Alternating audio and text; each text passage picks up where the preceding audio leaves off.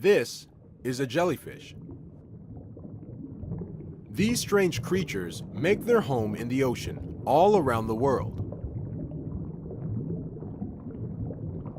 From up near the surface to the depths down below.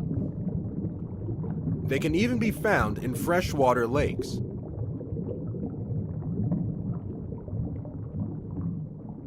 At first glance, you'll notice a few things about them. They don't have arms, legs, fins, or any other appendages. No claws or fangs, no tough skin or scales. Just a gelatinous fleshy body that slowly moves through the water. Where do they come from? How do they survive? And what exactly are jellyfish?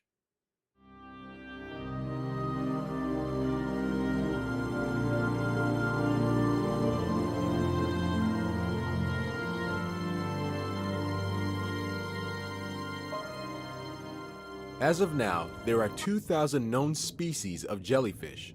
But what exactly are they? Jellyfish belong to the phylum Cnidaria. Cnidaria contains 10,000 species of animals that are found in aquatic environments.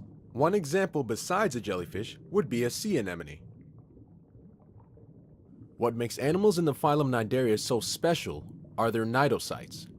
Cnidocytes are specialized cells used for prey capture. The cnidocytes of most jellyfish contain special stinging cells that are called nematocyst. These cells are essentially a pressure-sensitive coiled harpoon. Nematocysts line the tentacles that the jellyfish trails through the water. The moment a tentacle is touched, the nematocyst fires out and pierces the skin of the animal. Besides hooking the target and causing pain, the nematocyst also releases an immobilizing venom that paralyzes the prey. Once immobilized, the prey will be moved inside the bell of the jellyfish. There, it will be broken down by special cells that release digestive enzymes. Jellyfish aren't exactly the fastest swimmers in the ocean, but this may surprise you. They are one of the most efficient animals when it comes to swimming. According to research done by the National Academy of Sciences, this is due to a few factors. Compared to other organisms, jellyfish require very little body movement to propel themselves. They have very low muscle mass and are very light in general. The only trade-off is that jellyfish are not able to swim very quickly, but this isn't much of a problem since jellyfish do not actively hunt. Jellyfish also boast a very low metabolic rate, meaning they do not have to eat very often to survive. Quoting from the study done by the National Academy of Sciences, although low muscle mass limits the thrust jellyfish can produce during contraction, we show that jellyfish use a form of passive energy recapture to enhance their swimming and reduce their cost of transportation.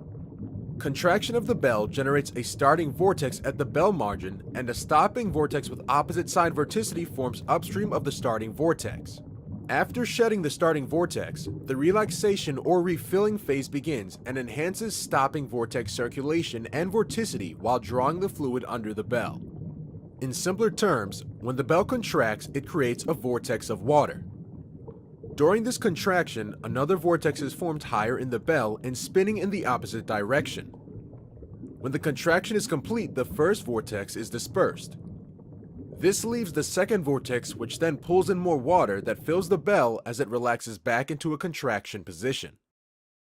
Jellyfish reproduce sexually and asexually, but rather than dating and trying to find the one, they do things in a simpler manner. When they reach maturity, male jellyfish release sperm into the water and female jellyfish release eggs. When the two meet, they form a swimming embryo known as a planula. The planula will swim through the water until it finds a smooth surface to hook onto. Once attached, it will transition into its next stage of life, known as a polyp. Polyps look like miniature sea anemones. This stage of life can last from a few months to a few years depending on conditions. When the right conditions arise, the polyp switches gears. The polyp or sophistoma will retract its tentacles and begin segmenting its body. Once formed, these segments will break off and swim away. These mini jellyfish are known as ephira. They will swim and capture small prey with their tentacles as they grow. If they survive this stage of life, they will grow into an adult jellyfish and the cycle will be continued. I hope you enjoyed this brief summary of jellyfish. These magnificent animals come in an array of colors, sizes, and shapes. If you're ever in a tropical region, be sure to pay attention to signs that may alert you to the type of jellyfish in the area. It's also a good idea to do a little research yourself. If you do happen upon one on the beach or in the water, it's a good idea to keep your distance and not to touch them. Even if a jellyfish is dead, the nematocyst on the tentacles can remain active and will sting you if touched. Most jellyfish stings aren't deadly to humans, but they can be quite painful. You also don't want to take a chance and get stung by one that is extremely dangerous. Be safe, have fun, and enjoy nature.